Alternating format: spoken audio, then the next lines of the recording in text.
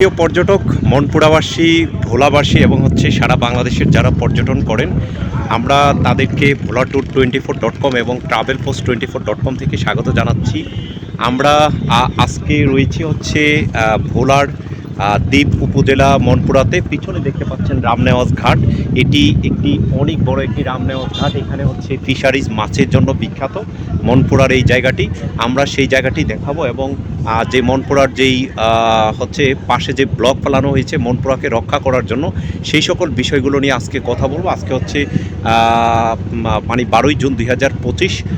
আমরা এসেছি ঢাকা থেকে ঘোরার জন্য। আমরা আপনাদেরকে দেখাবো এই মনপুরা উপজেলায় কি কি রয়েছে। আমরা মনপুরাতে আপনারা ঘুরে ঘুরে দেখাবো। পিছনে দেখতে পাচ্ছেন মনপুরার যেই লঞ্চ ঘাট, সেই লঞ্চ ঘাটটি দেখাচ্ছি BIWTA। আমরা BIWTA এর যারা কর্তৃপক্ষ রয়েছেন তাদেরকে অসংখ্য ধন্যবাদ জানাচ্ছি। এই জন্যই ধন্যবাদ জানাচ্ছি, তারা অনেক সুন্দর একটি পল্টুন এখানে দিয়েছেন, সেই জন্য তাদেরকে ধন্যবাদ জানাচ্ছি। এই পল্টুনে করে অনেক মানুষ, প্রায় 5-6 হাজার মানুষ এখানে একসাথে দাঁড়াতে পারে, সেই জন্য ধন্যবাদ জানাচ্ছি, থ্যাঙ্কস জানাচ্ছি। আমরা দেখাচ্ছি পিছনে ফারহান 10 লঞ্চ ঢাকার উদ্দেশ্যে ছেড়ে চলে গিয়েছেন। এখান থেকে আজকে ঈদের 6ষ্ঠ দিন, পঞ্চম দিন। এখান থেকে 3টি জাহাজ ছেড়ে চলে গিয়েছে, লঞ্চ ছেড়ে চলে গিয়েছে। একটি ফারহান 3 এবং তাশরিফ 1 লঞ্চ। তো এটি আসলে লঞ্চ ঘাট, যেটি ঢাকার জন্য লঞ্চ ঘাট, এবং এটি চট্টগ্রাম থেকে যে বারোয়ালিয়ার জাহাজ, সেটিও কিন্তু কর্ণফুলী এক্সপ্রেস, তারাও কিন্তু এখানে তারা ঘাট করে থাকে। তো আমরা তাদেরকে দেখতে পাচ্ছি এবং পিছনে ঘাটটি দেখতে পাচ্ছেন, অনেক সুন্দর একটি ঘাট। আমরা ঘাটটি দেখাবো এবং পিছনে যে যাতায়াতের জন্য যে ব্যবস্থাগুলো, আমরা সেগুলো নিয়ে আমরা কিছু কথা বলবো। আমরা যারা BIWTA কর্মকর্তা এবং পর্যটন মন্ত্রণালয় এবং অন্যান্য যারা আমাদের ভিডিও দেখেন, তাদের নিয়ে আমরা আলোচনা সমালোচনা করে থাকি।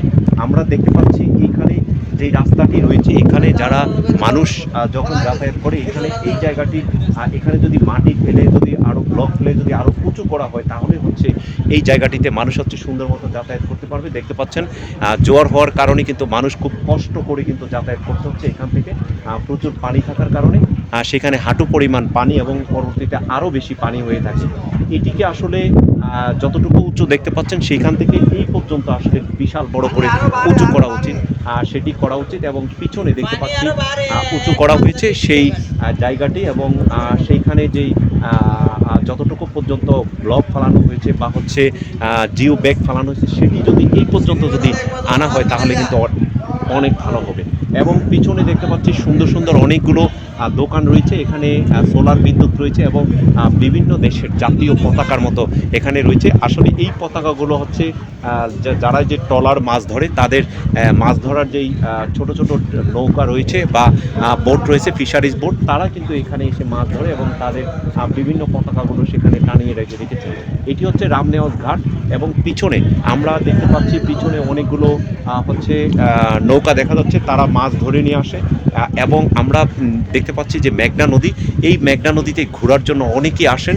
ঢাকাতে আপনারা যারা নিজেদেরকে ইট পাথরের মধ্যে আবদ্ধ রাখেন, তারা মাঝে মধ্যে এইভাবে ঘুরতে আসবেন। ঘুরতে আসলে আপনাদের মন ভালো হবে। আমরা দক্ষিণা বিচ সেখানে যাব, সেখানেই ঘুরবো।